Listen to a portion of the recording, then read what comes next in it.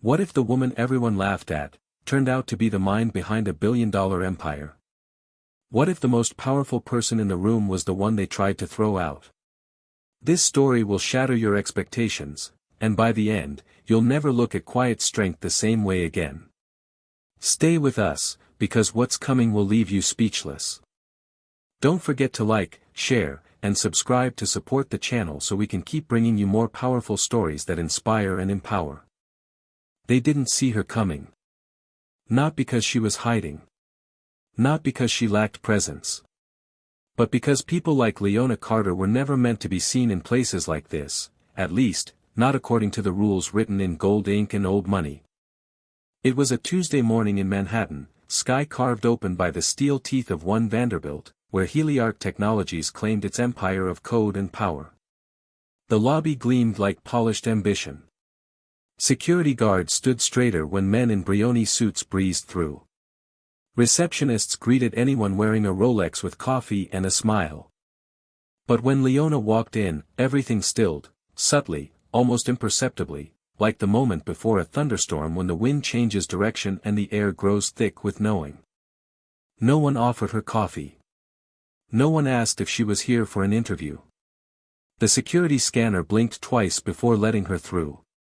The receptionist squinted at the invite on the iPad screen, lips tightening like she'd spotted a clerical error.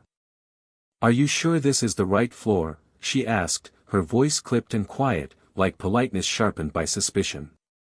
Leona nodded, calm. 48th. Conference Room D. Her coat was simple, gray wool, 3 years old, edges a little frayed. Her shoes were quiet leather flats, scuffed at the toes. No brand logos flashed. No designer bag swung from her shoulder. Just a worn manila folder pressed tightly against her ribs like it contained breath itself. When the elevator doors slid open and she stepped in alone, she didn't rehearse her pitch. She didn't mutter mantras. She didn't check her reflection. She just closed her eyes for the span of 12 floors and remembered. Not the night she'd built her first prototype. Not the code she'd rewritten until sunrise. Not even the day she first walked barefoot across a cold garage floor, laptop overheating on a cardboard box because the desk had been sold to make rent. She remembered the silence. The long, low kind of silence that only lives in women who have spent years being underestimated and decided to let it become their weapon. The elevator chimed. 48th. Conference Room D sat behind a thick pane of frosted glass, where the city skyline blurred in the morning light. Inside, laughter echoed, tight and curated, like a boardroom laugh track. She opened the door. 5 heads turned. Silence fell. The panel, each face carved from stone and self-importance, stared as if someone had brought a ghost into the room. Brent, the product lead, was the first to smirk, thumb pausing mid-scroll on his tablet. Olivia, HR director, blinked slowly, head tilting like a hawk appraising a mouse. Chase, the 20-something in a $5,000 suit, didn't hide his grin. "You're here for the senior leadership interview?" Olivia said, already amused. Leona nodded once. "Yes." No apologies. No explanations. Chase leaned toward Brent. "She looks like she wandered in from the bus stop." Isla chuckled under her breath. Ronan didn't bother looking up. Leona walked to the end of the long mahogany table. No one offered her a seat, so she pulled one out herself. The folder she'd carried all the way from Harlem landed softly in front of her. She placed her hands on it. Still. Ready. "Thank you for seeing me," she began. Brent chuckled. "Well, we're all here, so, why not?" Olivia crossed her legs and leaned back. "Your resume says you're a systems architect. But from, where exactly?" "Not much here about executive leadership experience." "I co-led a team at CloudStep," Leona answered. "My frameworks increased processing efficiency by 41%. Chase scoffed. "CloudStep's that failed platform with the ugly UI, right?" Leona didn't flinch. It was acquired for $86 million last year. He raised an eyebrow. Still had a terrible logo. Ronan finally looked up. Your degree? Anthropology and computer science. Dual focus in ethical AI design. Isla rolled her eyes. We need technologists, not philosophy majors. Leona opened the folder but didn't hand out copies. She spoke softly, not because she was timid, but because some truths deserved stillness. I'm here because your last product launch failed to scale past phase 2. Your hiring funnel rejects 92% of diverse applicants before first-round review. And your primary decision engine still runs on a legacy algorithm written in 2013. That made Isla stiffen. Brent leaned forward, eyes narrowing. You think you're qualified to tell us what we already know? I'm qualified to show you how to fix it. There was a pause. Heavy. Crackling. Olivia smiled coldly. Let's test that. She snapped her fingers. A stack of papers was slid across the table, 10 pages thick, handwritten logic problems and coding scenarios that even mid-level engineers struggled with under time pressure. No computer, Brent said. Just a pen. Leona took the packet. Her fingers didn't tremble. 10 minutes passed. Chase yawned loudly. Isla whispered something about grocery lists. Ronan checked his watch. Leona finished and slid the pages back. Brent flipped through the top sheet. His face hardened. Then he tore it in half. Leona didn't blink. Chase poured a half-full glass of mineral water and tossed it in her direction. The splash hit her shoulder and part of her lap. Oops, he grinned. Olivia leaned forward. We appreciate your time. Security will show you out. No one asked for the folder. No one thanked her. As the guards walked in, Leona stood without protest. Her coat was damp, but her eyes were dry. You're wasting our time, Isla said, voice flat. She probably Googled half that stuff last night, Chase added. She doesn't belong here, Brent muttered. And we all know it. The guards led her toward the door. No one met her eyes. But as she stepped into the hall, a voice pierced the space behind her, low, sarcastic, dismissive. Try applying for the reception desk next time. You're dressed for it. The door closed. And still, she didn't break. The rain didn't wait. By the time Leona stepped out onto 42nd Street, it had begun to fall, not in heavy sheets, but in a steady, biting rhythm, as if the sky itself had been watching and now wept on her behalf. People rushed by her with umbrellas and purpose. No one noticed the woman with soaked shoulders, carrying a folder like it still mattered. She didn't rush. She didn't flinch. Her flat squelched softly on the sidewalk, each step quieter than the one before. Water slid down her coat, curling around the frayed threads. Her hands clutched the folder tighter, though she wasn't even sure why. There was nowhere she needed to be. Not anymore. She ducked into a small covered bus stop 3 blocks from Heliarcha's monolithic tower. It was empty. Just glass, graffiti, and a bent bench warped from weather. Leona sat down slowly, and only then did her body begin to feel the weight of it all, her muscles sore, her breath unsteady, her chest tight from holding back what might have been rage, or heartbreak, or maybe just exhaustion. She placed the manila folder on her lap, gently, like a wounded bird. Her fingers, numb from cold, worked at the flap. Inside were the documents she'd spent weeks preparing, annotated architecture designs, projected optimization models, side-by-side comparison reports showing how Heliarcha's current systems were bleeding money and time. She pulled them out one by one. The papers were damp at the edges, curling, the ink beginning to smudge. She tried to smooth them flat against her lap, but it was futile. Everything she'd brought, every solution, every insight, every sleepless night, was being erased by rain and cruelty. She held one page up and stared at it. It was a diagram she'd drawn by hand, refining it at 2 a.m. one night while her daughter, Juno, had been asleep on the couch beside her.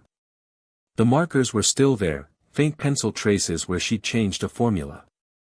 There, a coffee ring in the corner, from the 5th cup of the night.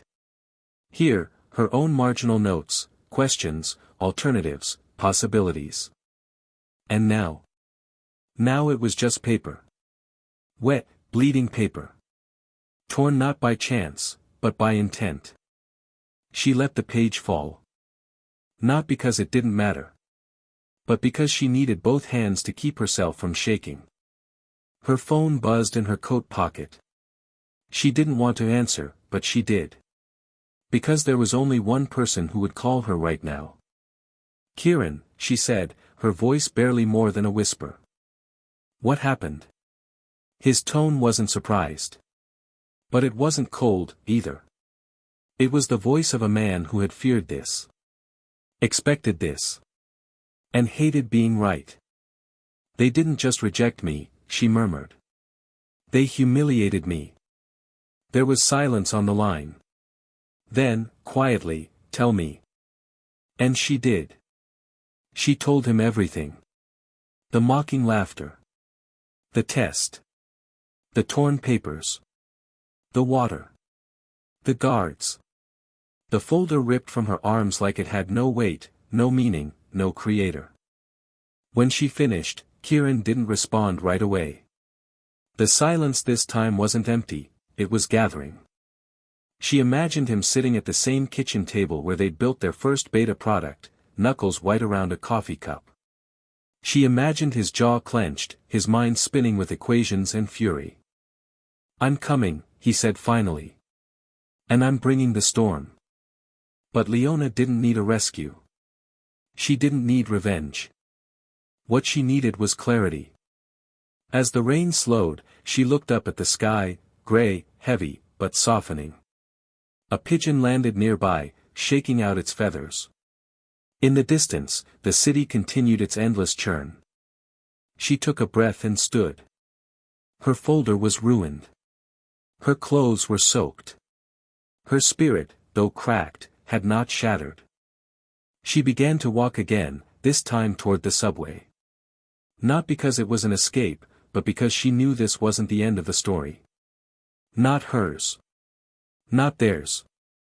Down below, in the hum of underground trains and flickering lights, she found her rhythm again. She remembered the nights when she coded through tears. When investors had looked past her. When recruiters ignored her because her resume didn't read like leadership. When she'd stayed silent while others took credit. But none of that had broken her. And neither would this. That night, back home, Leona took a long shower. Not to wash off what had happened, but to stand still long enough to remember who she was. She made Juno's lunch. Kissed her goodnight. Then opened her laptop and pulled up Heliarcha's latest public infrastructure release. She began typing, not out of bitterness, but precision. Line by line, she outlined every vulnerability in their current architecture. Every misfire in their logic engines. Every pattern of bias buried deep in their predictive hiring tools. She didn't do it to destroy them. She did it to make sure no one like her would ever be erased again. Somewhere, across town, the very people who had sneered at her were preparing for bed, completely unaware that their careers had just stepped into the shadows. But Leona? She was wide awake. She had seen how shallow their understanding was. How brittle their authority. How loud their laughter became when they felt safest, and how quickly that would become their undoing. They had looked at her and seen nothing. No worth. No brilliance. No history. That was their mistake. And it would cost them more than they could ever imagine. The city woke slowly the next morning, dragging a thin mist across the skyline like a veil reluctant to lift. Manhattan's pulse was steady but subdued, as if the air itself knew something was coming. Inside Heliarch Technologies, the top floors hummed with confusion. An unscheduled all-hands meeting had been summoned overnight, bypassing usual protocol, flagged as urgent with no agenda. Department heads whispered in group chats. Project managers speculated about restructures or an impending acquisition. The executive suite buzzed like a hive, but no one had the Queen's map. On the 50th floor, the boardroom lights flickered to life. The room was an architectural monument to control. Floor-to-ceiling windows framed the gray dawn like a living painting.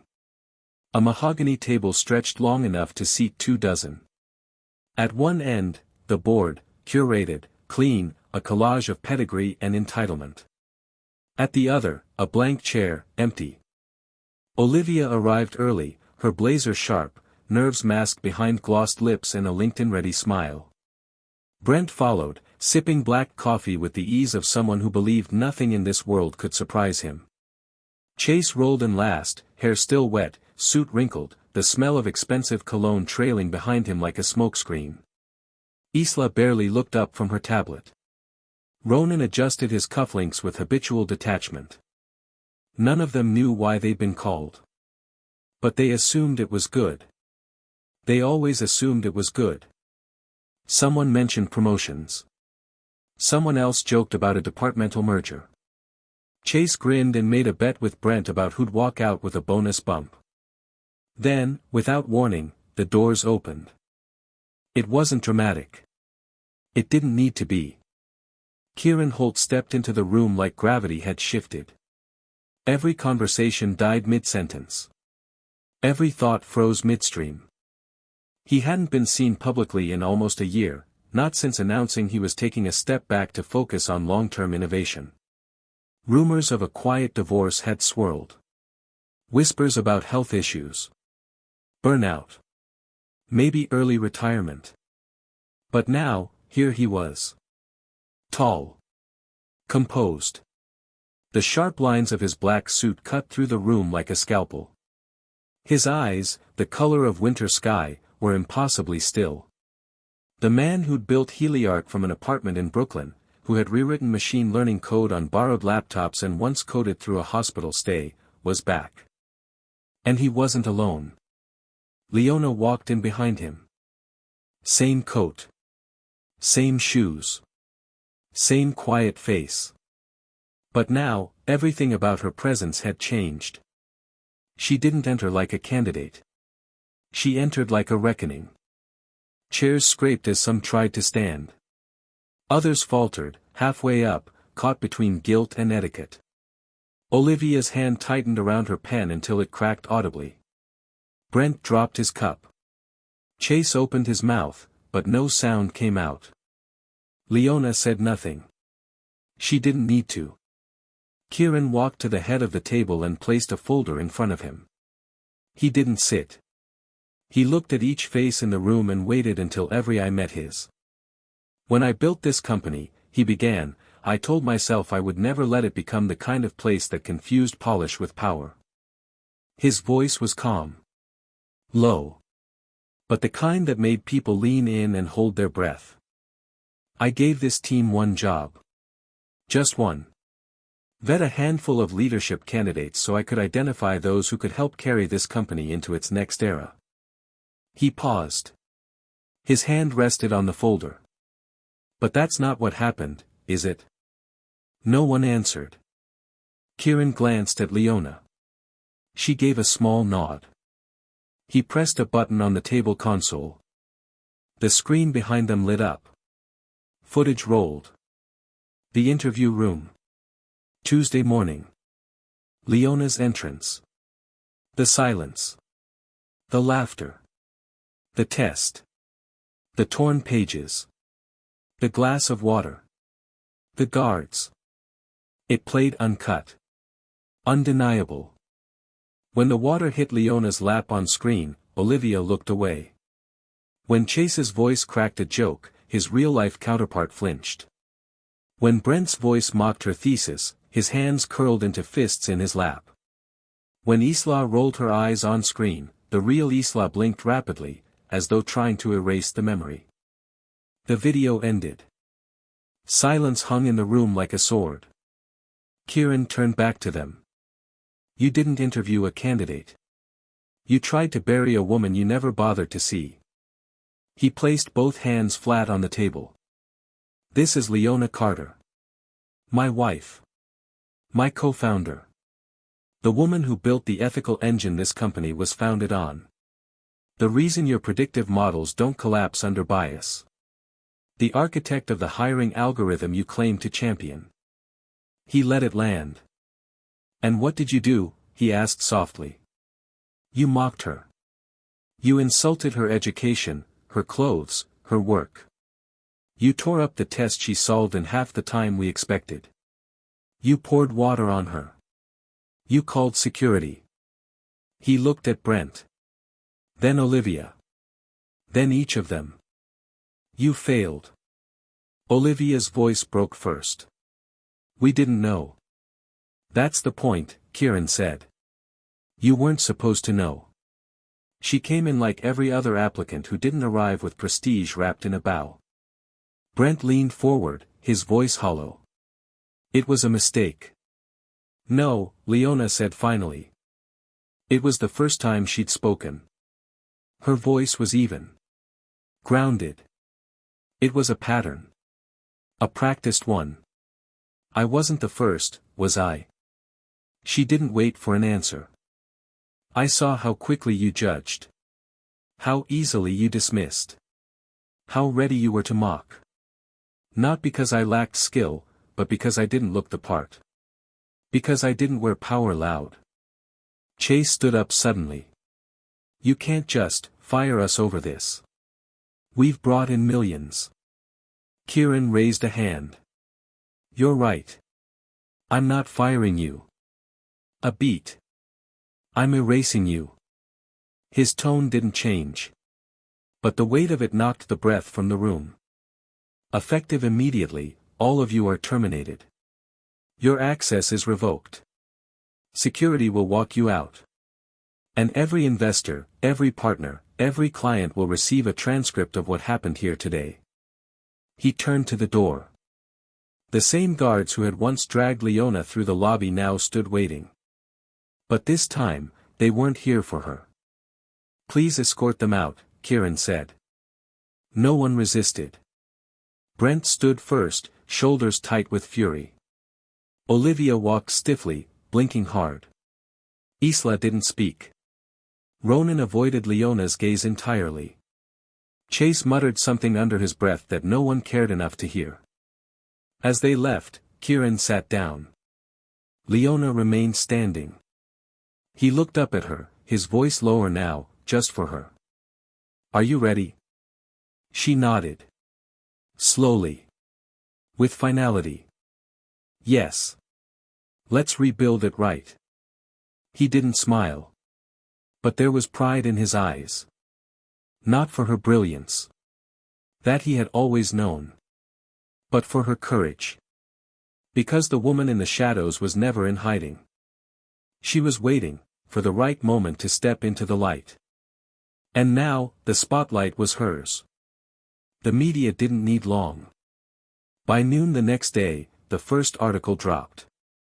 By evening, there were 5. By the end of the week, it was a wildfire, blazing through every social media feed, tech newsletter, and business broadcast in the country. CEO's wife humiliated by her own company, Heliarch execs fired in explosive reversal. The quiet genius behind Silicon Valley's most ethical AI was nearly laughed out the door. How Leona Carter let the system collapse under its own cruelty. Names were named. Faces were posted. The security footage that had been shared in the internal boardroom meeting now played on TikTok, stitched into countless reactions and duets. Commentary poured in by the minute. Some praised Leona's poise. Others analyzed every frame like a courtroom drama. And most just watched in disbelief that something like this could happen in the center of modern innovation. But Leona didn't watch the news. She didn't open the apps. Didn't read the threads. She had other things to do. Back at Heliarch, in the same glass tower that had once silenced her presence, Leona moved into her new office. It wasn't the biggest room. It didn't need to be. What mattered now was the door, open. Always. A clear signal. Her first act wasn't to celebrate or gloat. It was to build. She walked through each floor, quietly, without cameras, meeting teams that had never once had access to someone at her level. She paused beside interns with shaking hands and whispered, "Your work is good." She asked questions. Took notes. Listened without hierarchy. Remembered names. She started a new division, the HeliArc Equity Lab. Not as a PR move. Not as damage control. But because she remembered what it felt like to be overlooked, and she knew that experience, when channeled, was the blueprint for something better. While she built, the world outside crumbled, specifically, the parts that had believed themselves untouchable. Brent's descent came fast. Once featured in tech leadership panels, he tried to resurface with a LinkedIn post titled, "What I Learned About Accountability." It was tone-deaf. The comments shredded him. Screenshots of him tearing Leona's work were reposted beneath every attempt he made to pivot. Clients blacklisted him. His name became synonymous with performative arrogance. His podcast launched a month later. It had one review. A single star. The comment read, "You should have listened when you had the chance." Olivia tried to go silent. She took down her social media. She declined interviews. But the receipts found her. Emails surfaced, past rejections with handwritten notes in the margins. Too old. Too soft-spoken. Didn't dress the part. Applicants remembered. Screenshots emerged. Lawsuits whispered. Within weeks, her HR certification was suspended. A former colleague leaked a voice message she'd once sent, laughing about a candidate who stuttered during their introduction. She was done. Isla disappeared entirely. Rumor had it she tried to re-enter the job market under a different name. But tech was a small world. Her profile picture was reverse-searched. Her identity confirmed. No company would risk the PR firestorm. A video of her scoffing at Leona's resume was now attached to her name like a tattoo. It followed her like a shadow. Ronan was last to fall. He thought his silence would shield him. That his indifference during the interview would separate him from blame. But silence, in moments of injustice, always takes a side. And now that side had no ground to stand on. His attempts at consulting went ignored. His coldness had once been his brand. Now it read as cowardice. And Chase, young, arrogant Chase, tried to turn the story. He claimed the video was out of context. Claimed he was performing a character, that it was office banter, meant to test resilience. He even tried to align himself with Leona's success afterward, posting an article titled, "The Unconventional Genius I Almost Missed." He was eviscerated. The comments didn't let him rewrite the story. They didn't let him hide behind charm or pedigree. He lost his trust fund backing. His family's name was dragged into the scandal, and by the time his spin team stepped in, there was nothing left to spin. No offers. No backing. No audience. All of them, once powerful, sharp, immovable, had become cautionary tales. And yet, Leona never mentioned them again. Not in interviews. Not on stage. Not in private. Because the story was never about them. It was about the culture that made them feel safe enough to behave that way. About the companies that reward confidence over competence, volume over value, conformity over courage. So Leona went to work. She restructured the leadership ladder at HeliArc. Removed unnecessary filters from hiring pipelines. Opened channels for internal feedback with anonymity and actual consequences. She spoke to the company like a teacher, not a boss. And they listened, not because she was feared, but because they finally recognized the force behind her silence. Every Thursday, she held open workshops on ethics in AI.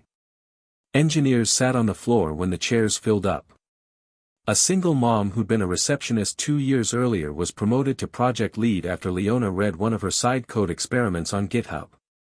A high school graduate with no degree but a portfolio of open-source contributions was flown in from Detroit to lead an accessibility team. And then there were the letters. They came in slowly at first. Folded notes slipped under her door. Emails with the subject line, "Thank you." DMs from women who said, "Because of you, I applied again." A father who wrote, "My daughter thinks coding is something women do now." A janitor who said, "You changed the way people talk to me in the elevator." She pinned those letters to a board above her desk. The press kept calling her a disruptor. But she wasn't disrupting. She was repairing. She was restoring what should have always been there: dignity, merit, grace. One afternoon, after a lecture at NYU, a student ran after her in the rain. She was out of breath, soaked through, but grinning. "You're the reason I didn't quit." Leona smiled, took the girl's hands in hers, and said, "Good. Then do it better than I ever could." At night, when the city was quiet and her daughter fast asleep, Leona would sit at her kitchen table, the same one she and Kieran had once shared during ramen dinners and overdrawn bank accounts. She'd open her laptop and scan through resumes, some with typos, some with gaps, some with brilliance buried so deep it took a patient heart to see it. And she always looked. Because she remembered. Because sometimes, the people who don't look the part are the ones who write the next chapter of the story. Not with noise. But with fire. Quiet. Focused. Unstoppable. The morning was gray. Rain pressed against the windows like breath on glass, blurring the skyline of Manhattan into a watercolor of steel and haze. It was the kind of morning the city didn't bother dressing up for: raw, wet, and indifferent. Inside Grand Central Station, life moved in streams. Commuters rushed across the marbled floors, umbrellas dripping, boots squeaking, voices low with routine.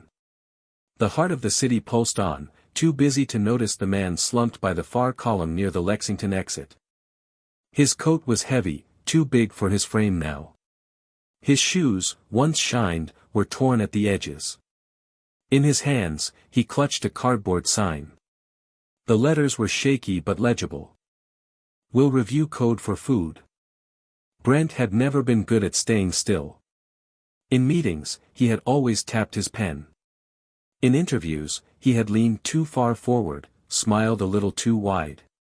He liked momentum. Dominance. Direction. Now, none of that remained. The people passing by didn't recognize him. Or if they did, they didn't stop. They looked past him the way people look past cracked tile or broken escalators, brief annoyance, then indifference. He shivered once and adjusted the beanie he'd picked up from a free box near a shelter. He didn't know what day it was. Only that the quarter he'd collected so far wasn't enough to get him through breakfast. Then he heard them. Footsteps, light, deliberate. They didn't rush like the others. They didn't scatter or scuff or stumble. They simply moved forward, clean and certain, like they belonged exactly where they were going. He looked up. It was her. Leona. She wasn't wearing heels. She never had. Just a pair of navy flats, simple, worn, and quiet. Her coat was the same shade of dusk it had always been, tailored now, but modest. Her hair, tied back. No makeup. No entourage. Just presence. A quiet storm. She had a phone in one hand and a boarding pass in the other. Behind her, a man in a Yale sweatshirt whispered, "That's her," but she didn't flinch. Brent froze. Their eyes met. She didn't speak. He didn't look away. There, between the chaos of a city in motion, the silence returned, the same kind that had filled the boardroom the day he tore her test in half. She stepped closer. Slowly. Deliberately. He opened his mouth, but the words didn't come. She reached into her coat pocket, pulled out a single coin, and dropped it into his palm. It wasn't $1. It wasn't charity. It was a subway token. The same kind the city used to run on, old, outdated, and symbolic. She held his gaze for a second longer. Not in pity. Not in triumph. But in clarity. Then she walked away. Not faster. Not slower. Just forward. He looked down at the coin. It glinted in the half-light, scratched and weathered. Like something that had survived. Across town, the Heliarch campus stood taller than ever, but the soul of the company had shifted. Gone were the glass walls that had once served as mirrors for vanity. Gone were the glossy posters of hollow mission statements. In their place, real things. Community. Accessibility. Action. On the 50th floor, Leona's new office had a glass panel facing Bryant Park. But she rarely looked out. She spent her time inside, answering emails from girls in middle school asking how to learn Python, reviewing proposals from community colleges, overseeing a pilot mentorship program called Code Without Credentials. She'd just returned from a keynote at the AI Plus Justice Summit in D.C., where she spoke not about algorithms, but about harm. About the quiet violence of assumption. About how dignity is coded not into software, but into the way humans choose to see one another. When asked how she had survived everything, she answered simply. I stopped trying to be seen. I started building what they couldn't ignore. At the office entrance, a plaque now hung beside the main elevator. Founded on purpose. Forged in silence. Leading with integrity. No signature. But everyone knew. And as time passed, the myth of Leona Carter grew, not because she built something flashy or loud, but because she had walked through humiliation without folding. She had endured the storm and come out not angrier, but clearer. Justice had never been about vengeance. It had been about return. About wholeness. About standing in front of those who had broken you and choosing not to break them in return, but to outlast them, outgrow them, and outshine every shadow they ever cast. In the months that followed, stories of her acts surfaced like fragments of folklore. A former janitor promoted after she saw him fixing a bug no one else had caught. A mother of 3 hired as an engineer after submitting a code sample written in between night shifts. A rejected applicant from years ago, now leading the Data for Humanity project under Leona's guidance. Each one a spark. Each one a reminder. That sometimes, the greatest revolutions don't begin with a bang, but with a woman walking out of a room she was never meant to survive, and choosing to come back anyway. Not to prove a point. But to build a new one. It began, as most stories of transformation do, in quiet. Not in triumph. Not in glory. Not even in confrontation. It began with humiliation. Leona Carter entered the towering headquarters of Heliarch Technologies not as a guest of honor, not as an executive, not as a known visionary, but as a woman overlooked. She stepped into a boardroom filled with sharp suits and sharper tongues, where the currency of power was appearance, pedigree, and performance polished to perfection. She brought none of those things. What she carried instead was a plain manila folder, a mind sharpened by struggle, and a heart anchored by clarity. They didn't see it. They didn't even try. What they saw was a coat without a logo. Shoes without shine. A resume that didn't name-drop an ivy.